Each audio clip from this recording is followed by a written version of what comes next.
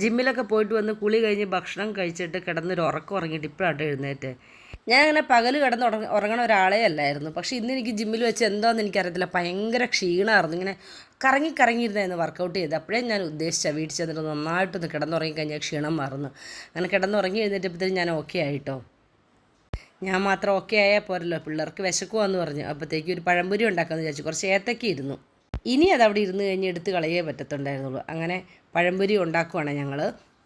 പഴംപൊരി ഇങ്ങനെ ഉണ്ടാക്കിക്കൊണ്ടിരുന്നപ്പോഴത്തേനും തേങ്ങയും കൊണ്ട് ചേട്ടൻ വന്നു കേട്ടോ. അപ്പോൾ ഞാൻ പിള്ളേരോട് പറഞ്ഞു, ഈ പഴംപൊരി പെട്ടെന്ന് കഴിച്ചു, നമുക്ക് കുറച്ച് പണിയുണ്ട്, ഈ തേങ്ങയെല്ലാം നമുക്ക് സ്റ്റോർ റൂമിലേക്ക് മാറ്റണ്ടേന്ന്. ഓഹോ, അതിന് വേണ്ടിയാലേ അമ്മ ഞങ്ങൾക്ക് സ്നേഹത്തോടെ പഴംപൊരി ഉണ്ടാക്കി തന്നേന്നും പറഞ്ഞുകൊണ്ട് മീനാക്ഷി അവിടെ ഇരിക്കണായിട്ടേ കാണണേ.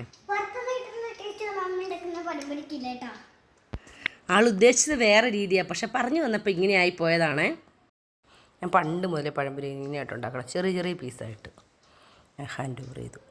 പണ്ട് തൊട്ട് എള്ളിട്ടാണ് ഉണ്ടാക്കുന്നത്, എനിക്കത് ഭയങ്കര ഇഷ്ടമാണ്. പിന്നെ പഴംപൊരി ഒരു ട്രിക്ക് ചെയ്യും, ഒരു പഴംപൊരിയിൽ നിന്ന് ഒരു ഏത്തക്കയിൽ നിന്നും 4 പഴംപൊരി അമ്മ ഉണ്ടാക്കും. അതൊന്നും ഇത്രയും ചെറുത് പിശിക്കുക അല്ലേ.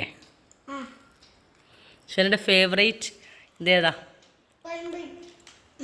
പക്ഷെ ഞാൻ പുറത്തുനിന്ന് ഞാൻ എപ്പോൾ പോലും പുറത്തുനിന്ന് മേടിക്കത്തില്ല. പഴംപൊരി എനിക്ക് ഇഷ്ടമല്ല പുറത്തുനിന്ന് മേടിക്കുന്നത്, വീട്ടിൽ ഉണ്ടാക്കി.